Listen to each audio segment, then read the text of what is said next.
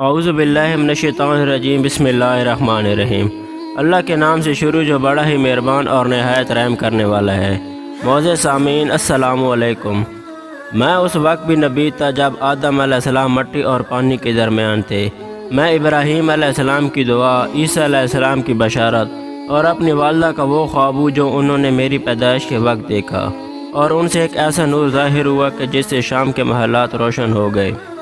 حضور نبی کریم محمد مصطفیٰ صلی اللہ علیہ وآلہ وسلم کی تاریخ پیدائش میں اختلاف ہے، مگر قول یہی مشہور ہے کہ واقع اصحاب فیل سے 55 دن کے بعد 12 ربیع الاول بمطابق 22 اپریل 571 عیسوی پیر کے دن اس دنیا میں جلوہ افروز ہوئے۔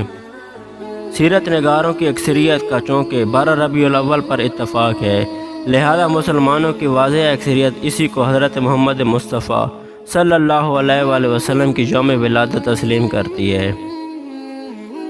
حضرت محمد مصطفیٰ صلی اللہ علیہ وآلہ وسلم عالم وجود میں رونق افروز ہوئے، پاکیزہ بدن، ناف کٹی ہوئی، ختنہ کیے ہوئے، خوشبو میں بسے ہوئے، بحالت سجدہ مکہ مکرمہ کی مقدس سرزمین میں اپنے والد ماجد حضرت عبداللہ کے گھر میں پیدا ہوئے۔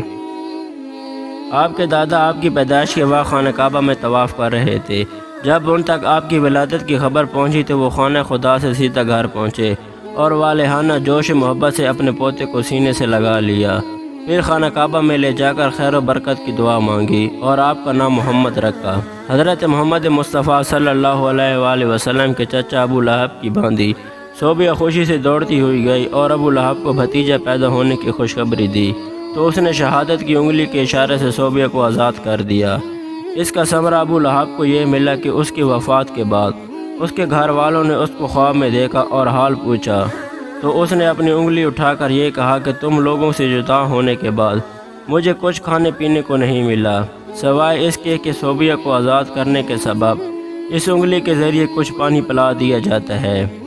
اس موقع پر حضرت شیخ عبدالحق محدث دہلوی رحمۃ اللہ تعالی علیہ نے ایک بہت ہی فکر انگیز اور بصیرت افروز بات تحریر فرمائی جو اہل محبت کے لیے بہت ہی لذت بخش ہے۔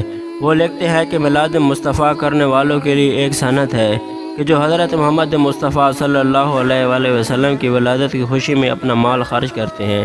مطلب یہ ہے کہ ابو لہب جو کافر تھا اور اس کی مذمت میں قرآن نازل ہوا، حضرت محمد مصطفیٰ صلی اللہ علیہ وآلہ وسلم کی ولادت کی خوشی اور باندی کا دودھ خرچ کرنے پر اجر دی گئی، تو اس مسلمان کا کیا حال ہوگا جو حضرت محمد مصطفیٰ صلی اللہ علیہ وآلہ وسلم کی محبت میں سرشار ہو کر خوشی مناتا ہے اور اپنا مال خرچ کرتا ہے۔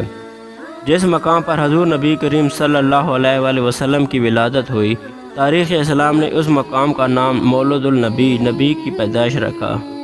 یہ بہت ہی متبرک مقام ہے۔ سلاطین اسلام نے اس مبارک جگہ پر بہت ہی شاندار عمارت بنا دی تھی۔ سب سے پہلے حضور نبی کریم صلی اللہ علیہ وآلہ وسلم نے ابو لہب کی باندی حضرت صوبیہ کا دودھ نوش فرمایا، پھر اپنی والدہ ماجدہ حضرت بی بی آمنہ رضی اللہ تعالیٰ عنہما کے دودھ سے سیراب ہوتے رہے۔ پھر حضرت حلیمہ سعدیہ رضی اللہ تعالیٰ عنہا آپ کو اپنے ساتھ لے گئی اور اپنے قبیلہ میں رہ کر آپ کو دودھ پلاتی رہی، اور انہی کے پاس آپ صلی اللہ علیہ وآلہ وسلم کے دودھ پینے کا زمانہ گزرا۔ اہل عرب کی عادت تھی کہ وہ اپنے بچوں کو دودھ پلانے کے لیے گرد و نواح کے علاقوں میں بھیج دیتے تھے۔ دیہات کے صاف ستھری آب و ہوا میں بچے صحت مند اور تندرست رہتے اور وہ خالص عربی زبان بھی سیکھ جاتے، کیونکہ شہر کی زبان باہر کے آدمیوں کے میل جول سے خالص نہیں رہتی تھی۔ قبیلہ بنی سعد کی 10 عورتیں مالدار بچوں کی تلاش میں مکہ مکرمہ میں آئی۔ ہر ایک نے بستی کا چکر لگایا، جو دائی بھی آمنہ کے لخت جگر کو دیکھتی دل دے بیٹھتی، لے جانے کی درخواست کرتی، لیکن جب انہیں معلوم ہوتا کہ آپ یتیم ہیں تو سوچتی یہاں سے دنیاوی مال و متاع ملنا مشکل ہے، یتیم سن کر چلی جاتی۔ دیگر دائیاں دوسرے بچے اٹھا کر لے جانے کی تیاری میں ہیں۔ ادھر کمزور سواری والی سیدہ حلیمہ سعدیہ رضی اللہ تعالیٰ عنہما ان سے پوچھتی ہیں کہ کوئی بچہ باقی بھی ہے یا سب اٹھ چکے ہیں؟ دائیاں جواب دیتی ہیں، اے حلیمہ، صرف عبداللہ کا یتیم بیٹا اور عبد المطلب کا یتیم پوتا باقی ہے۔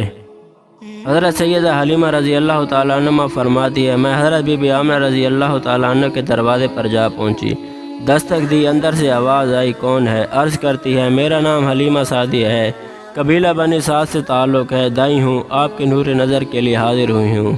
دروازہ کھلا، اس وقت آپ صلی اللہ علیہ وآلہ وسلم سفید چادر میں آرام فرما رہے تھے۔ حضرت بی بی حلیمہ سعدیہ رضی اللہ تعالیٰ عنہ نے زیارت کی۔ حضرت بی بی حلیمہ سعدیہ رضی اللہ تعالیٰ عنہ فرماتی ہے، پہلی ہی نظر میں دل مول لیا۔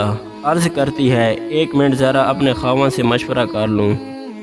حارث نے سوالیہ نگاہوں سے پوچھا، بتاؤ بچہ کیسا ہے؟ حضرت بی بی حلیمہ رضی اللہ تعالیٰ عنہ عرض کرتی ہیں، اے میرے خاوند، زندگی گزر گئی، بچے اٹھاتے، خدمت کرتے، مگر ایسا حسن و جمال کا پیکر میں نے کبھی نہیں دیکھا۔ حارث کہتے ہیں، جاؤ بچے کو لے کر آؤ، اگر ہم بھی یتیم سمجھ کر چھوڑ جائے تو اس بیوہ کے دل پر کیا گزرے گی۔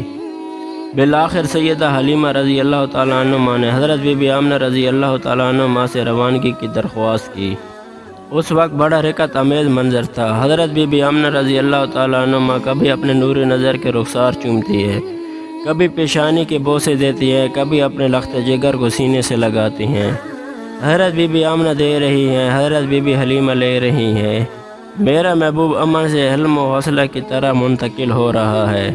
دنیا جانتی ہے ماں کے دودھ کا، ماں کی گود کا بڑا اثر ہوتا ہے۔ اس طرح آپ صلی اللہ علیہ وآلہ وسلم کی آمد کی خوشی میں زمین کا ذرہ ذرہ جھوم اٹھا۔